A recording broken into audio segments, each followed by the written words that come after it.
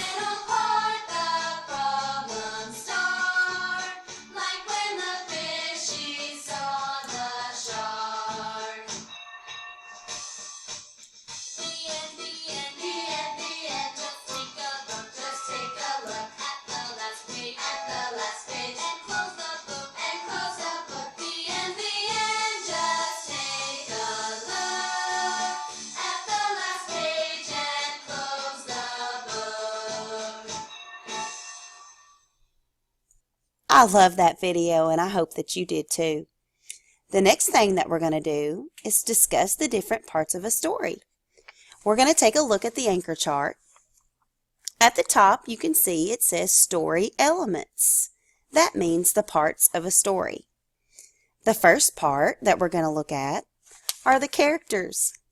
That is who is in your story. It can be animals, people, or things. The next part of the story is the setting. That is when or where your story takes place. A few examples are house, garden. A forest is also an example of where a story could take place. Also could include day or night. Next, we're going to look at the plot. That is another part of your story. The plot is what happens in the beginning, the middle, and the end. Those are the parts of your story: characters, setting, plot. All right, boys and girls, next we're going to listen to a story. The story is called Clifford Goes to Dog School. As you're listening to the story, I would like for you to think about the parts of the story. Think about the setting. Where's the story taking place? Think about the characters. Who's in our story? And last, think about the plot. What's happening in the beginning, the middle, and the end. Clifford Goes to Dog School by Norman Brickwell. I'm Emily Elizabeth. This is my dog, Clifford. Clifford is a very smart dog. He can do tricks.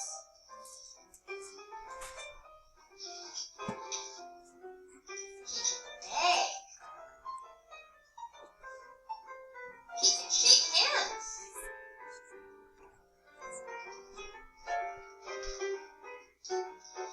You really should see him play dead.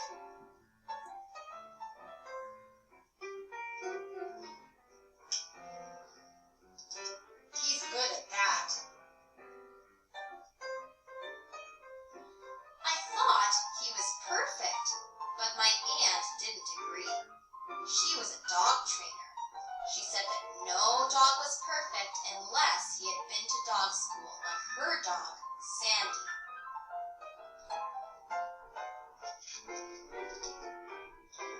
Clifford was too big for regular dog school.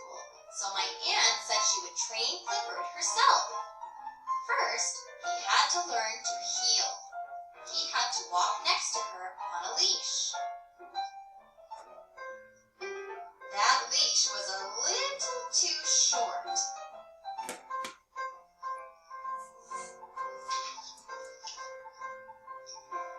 Auntie got a longer leash for Clifford.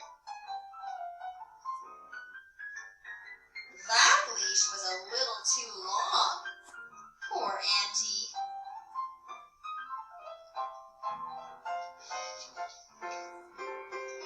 Auntie said we would come back to that lesson. Next, she told Clifford to sit. Clifford is very smart. He sat.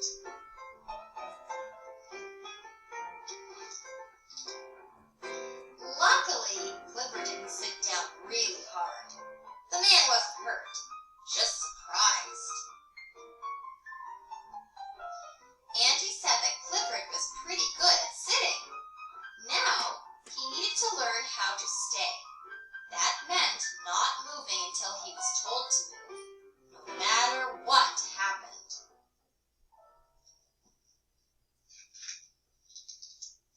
She told him to sit and stay.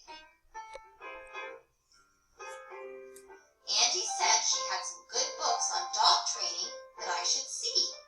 We went to her house a few blocks away.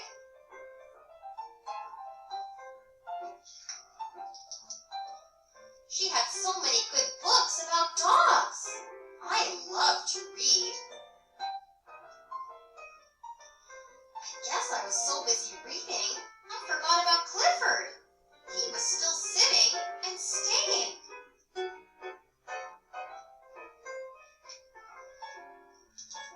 He knew he had to sit no matter what happened.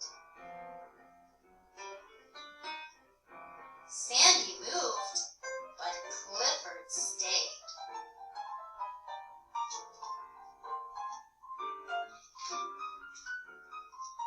Even when a frisbee flew by his nose, he stayed.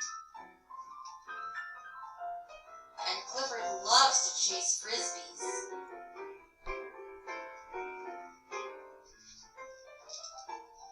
Even when some dogs and cats played near him, Clifford stayed. But it was hard. Back at Auntie's house, I suddenly remembered Clifford. How could I have forgotten my dog?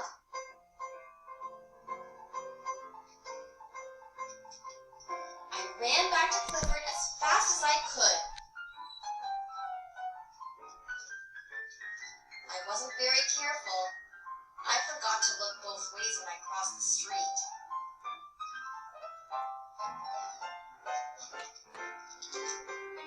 Clifford saved me.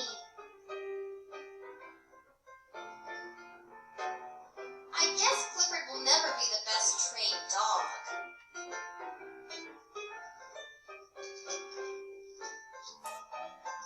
But to me, he'll always be the best dog in the world.